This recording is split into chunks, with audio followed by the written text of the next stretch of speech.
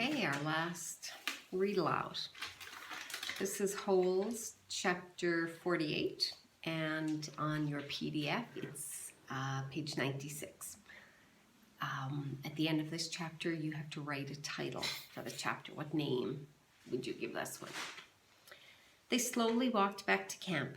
The tall man was the Texas Attorney General, the chief law enforcement officer for the state. Stanley's lawyer was named Ms. Marengo. Stanley held a suitcase. He was so tired he couldn't think straight. He felt as if he had been walking in a dream, not quite able to comprehend what was going on around him. They stopped in front of the camp office.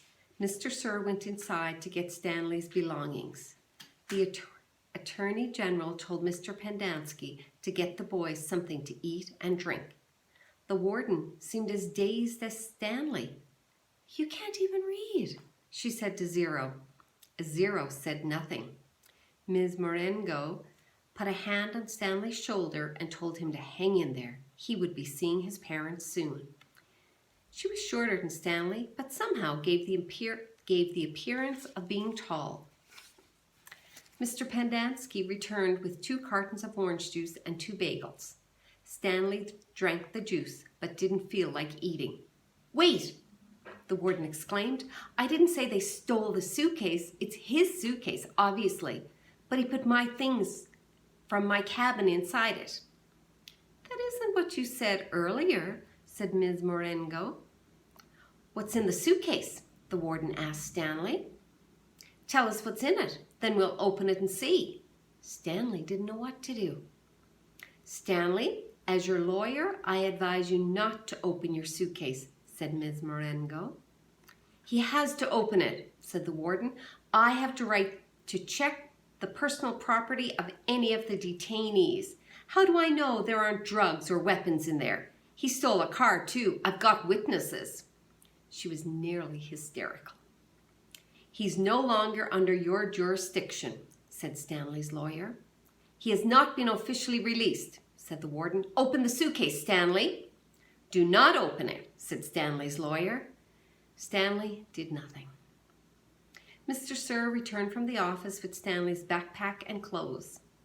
The Attorney General handed Ms. Marengo a sheet of paper. "You're free to go," he said to Stanley. "I know you're anxious to get out of here, so you can just keep the orange suit as a souvenir, or burn it, whatever you want. Good luck, Stanley." He reached out to shake his hand, but Ms. Marengo hurried Stanley away. "Come on, Stanley," she said. "We have a lot to talk about." Stanley stopped and turned to look at Zero. He couldn't just leave him there. Zero gave him a thumbs up. "I can't leave Hector," Stanley said. "I suggest we go," said his lawyer with a sense of urgency in her voice. "I'll be okay," said Zero. His eyes shifted toward Mr. Pendanski on one side of him, then to the warden and Mr. Sir on the other. "There's nothing I can do for your friend," said Ms. Marengo. "You are released pursuant to an order from the judge." "They'll kill him," said Stanley. "Your friend is not in danger," said the Attorney General. "There's going to be an investigation into everything that's happened here. For the present, I am taking charge of the camp." "Come on, Stanley," said his lawyer. "Your parents are waiting." Stanley stayed where he was. His lawyer sighed. "May I have a look at Hector's file?" she asked. "Certainly," said the Attorney General. "Ms. Walker, go get Hector's file." She looked at him blankly. "Well?" The warden turned to Mr. Pendanski. "Bring me Hector Zeroni's file." He stared at her. "Get it," she ordered. Mr. Pendanski went into the office. He returned a few minutes later and announced the file was apparently misplaced. The Attorney General was outraged. "What kind of camp are you running here, Ms. Walker?" The warden said nothing. She stared at the suitcase. The Attorney General assured Stanley's lawyer that he would get the records. "Excuse me while I call my office." He turned back to the warden. "I assume the phone works?" He walked into the camp office, slamming the door behind him. A little while later, he reappeared and told the warden he wanted to talk to her. She cursed, then went inside. Stanley gave Zero thumbs up. "Caveman, is that you?" He turned to see Armpit and Squid coming out of the rec room. Squid shouted back into the rec room, "Caveman and Zero are out here." Soon all the boys from Group D had gathered around him and Zero. "Good to see you, man," Armpit said, shaking his hand. "We thought you were buzzard food." "Stanley is being released today," said Mr. Pendanski. "Way to go," said Magnet, hitting him on the shoulder. "And you didn't even have to step on a rattlesnake," said Squid. Even Zigzag shook Stanley's hand. "Sorry about, It's cool," said Stanley.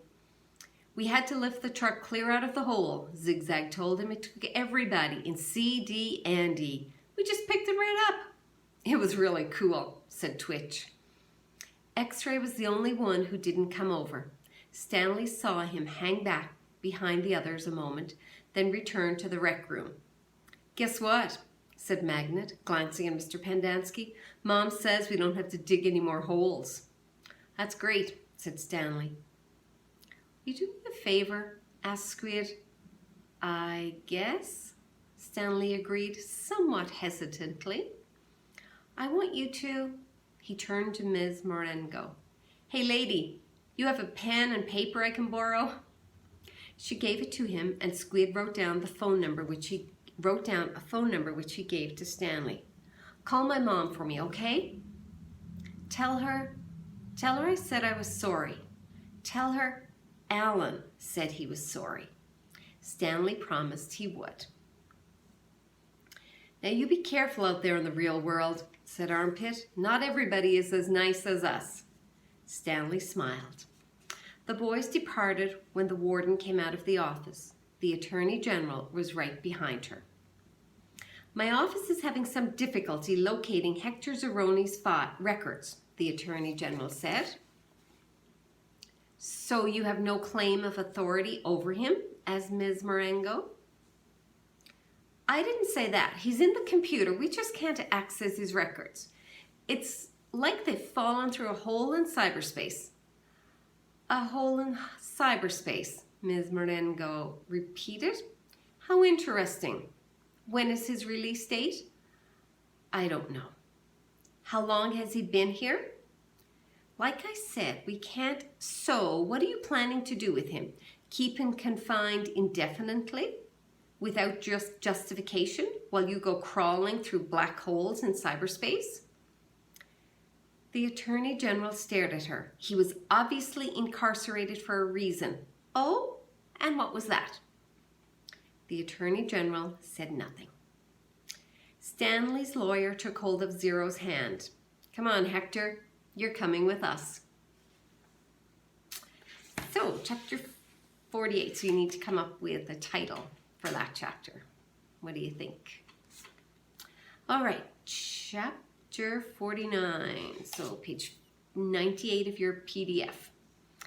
I want you to think about why the lizards didn't bite Stanley and Zero. So just take a minute before you listen to this chapter and see what reason you can come up with, and then see if your reason why they didn't get bit changes as you hear the events of this chapter. I also think about the curse that was on Stanley's family. So some people would say, infer from the events that happened in the book, that Stanley's family did have a curse on them, but don't anymore. What are your thoughts?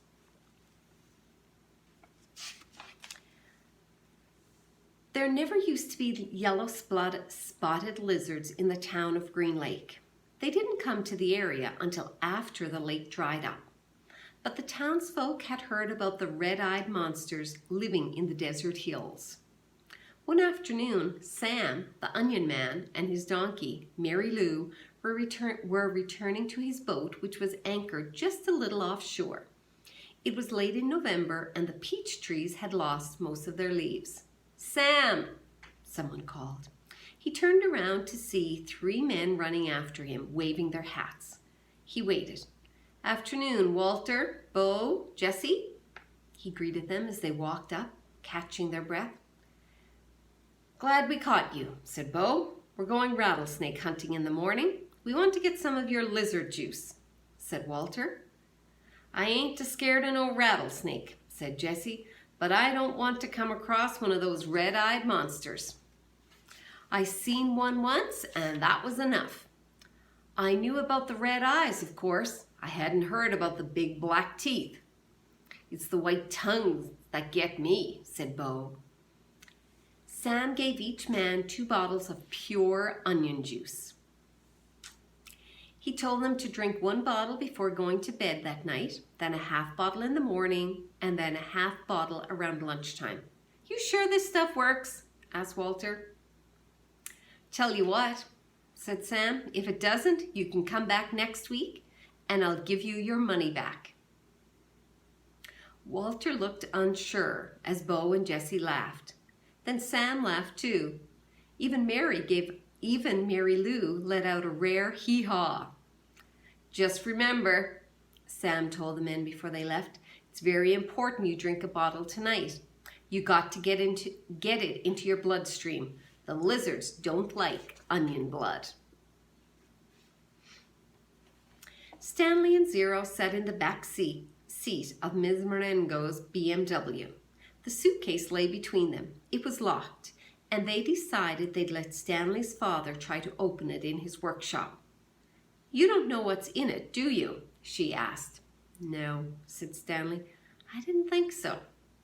The air conditioning was on, but they drove with the windows open as well because, no offense, but you boys really smell bad. Ms. Marengo explained that she was a patent attorney. "I'm helping your father with the new product he's invented. He happened to mention your situation, so I did a little investigating. Clyde Livingston's sneakers were stolen sometime before 3:15.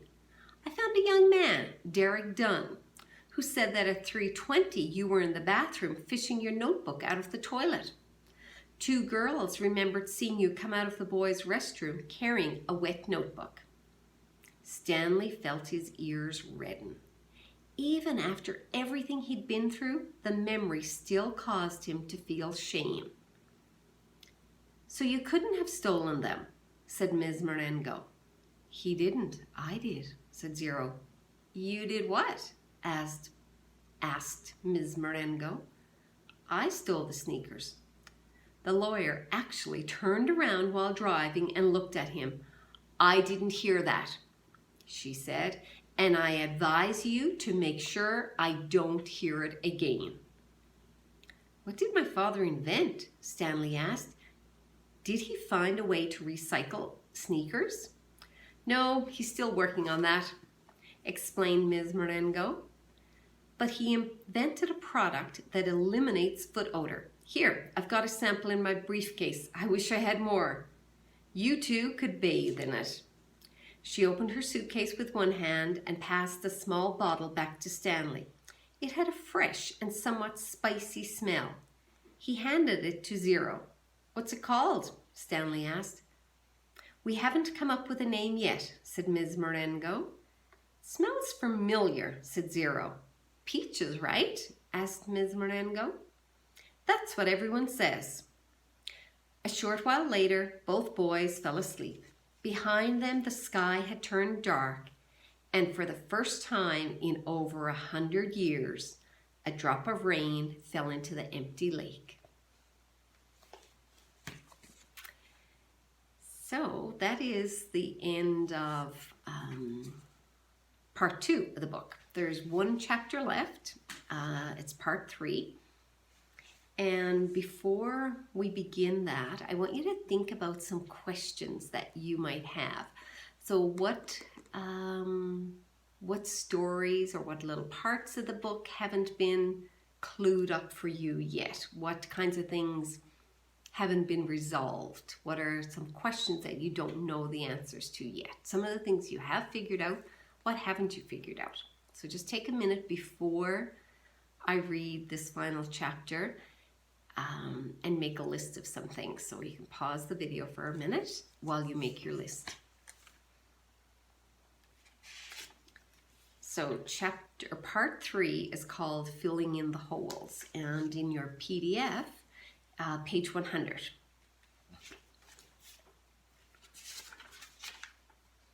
Stanley's mother insists that there never was a curse. She even doubts whether Stanley's great-great-grandfather really stole a pig. The reader might find it interesting, however, that Stanley's father invented his cure for foot odor the day after the great-great-grandson of Elia Yelnats carried the great-great-grandson of Madame Zeroni up the mountain. So we're just going to pause here for a second. Remember the beginning of the book when we were introduced to Madame Zeroni and the great-great-grandfather in Latvia, I think. And she said that Elia had to carry the pig up the mountain every day, and then she wanted to be carried up the mountain after the pig part was done. But he didn't do that. So now we just read that the great-great-grandson of Elia Yelnats carried the great-great-grandson of Madame Zeroni up the mountain. The Attorney General closed Camp Green Lake. Ms. Walker, who was in desperate need of money, had to sell the land which had been in her family for generations.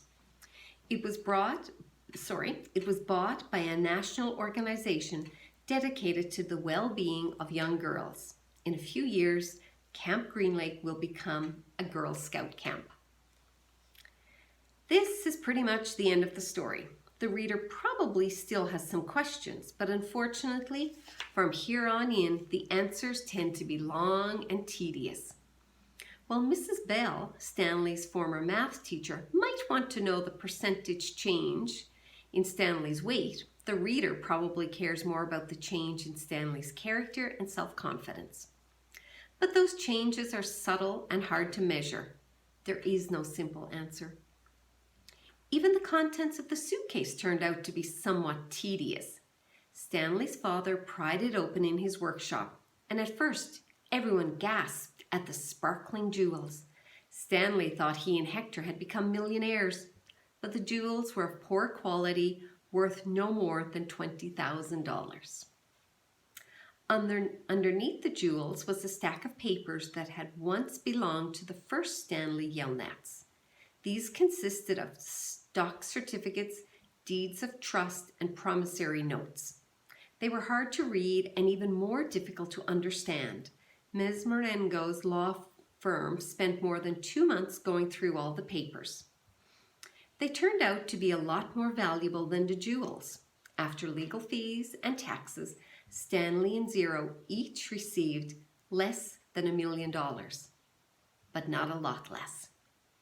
It was enough for Stanley to buy his family a new house with a laboratory in the basement, and for Hector to hire a team of private investigators. But it would be boring to go through all the tedious details of all the changes in their lives. Instead, the reader will be presented with one final scene, which took place almost 1.5 years after Stanley and Hector left Camp Green Lake. You will have to fill in the holes yourself. There was a small party at the Yelnats' house. Except for Stanley and Hector, everyone there was an adult. All kinds of snacks and drinks were set out on the counter, including caviar, champagne, and the fixings to make ice cream sundaes. The Super Bowl was on television, but nobody was really watching. It should be coming on at the next break, Ms. Marengo announced. A timeout was called in the football game and a commercial came on the screen.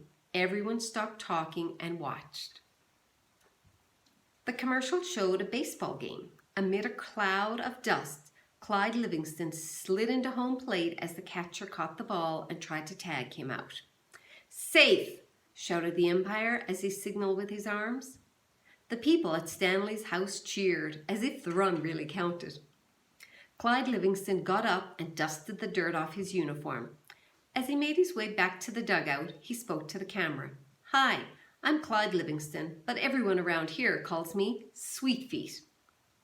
"Way to go, Sweet Feet," said another baseball player, slapping his hand. Besides being on the television screen, Clyde Livingston was also sitting on the couch next to Stanley.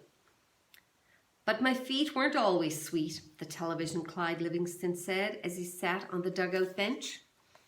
"They used to smell so bad that nobody would sit near me in the dugout." "They really did stink," said the woman sitting on the couch on the other side of Clyde. She held her nose with one hand and fanned the air with the other. Clyde hushed her. "Then a teammate told me about sploosh," said the television Clyde. He pulled a can of sploosh out from under the dugout bench and held it up for everyone to see. "I just spray a little on each foot every morning, and now I really do have sweet feet. Plus, I like the tingle." "Sploosh," said a voice, "a treat for your feet. Made from all natural ingredients, it neutralizes odor-causing fungi and bacteria. Plus, you'll like the tingle." Everyone at the party clapped their hands. "He wasn't lying," said the woman who sat next to Clyde. "I couldn't even be in the same room with his socks." The other people at the party laughed. The woman continued, "I'm not joking. It was so bad." "You've made your point," said Clyde, covering her mouth with his hand. He looked back at Stanley. "Will you do me a favor, Stanley?" Stanley raised and lowered his left shoulder. "I'm going to get more caviar," said Clyde. "Keep your hand over my wife's mouth." He patted Stanley on the shoulder as he rose from the couch. Stanley looked uncertainly at his hand, then at Clyde Livingston's wife. She winked at him. He felt himself blush and turned away toward Hector, who was sitting on the floor in front of an overstuffed chair. A woman sitting in the chair behind Hector was absent-mindedly fluffing his hair with her fingers. She wasn't very old, but her skin had a weathered look to it, almost like leather. Her eyes seemed weary, as if she'd seen too many things in her life that she didn't want to see. And when she smiled, her mouth seemed too big for her face. Very softly, she half sang, half hummed a song that her grandmother used to sing to her when she was a little girl. If only, the moon speaks no reply, reflecting the sun and all that's gone by. Be strong, my weary wolf, turn around boldly. Fly high, my baby bird, my angel, my only. And that is the end of our book. So who do you think the lady is sitting in the chair next to Hector? What are your thoughts? And why is she singing that song that has the same tune that Stanley's family sings? Lots to think about.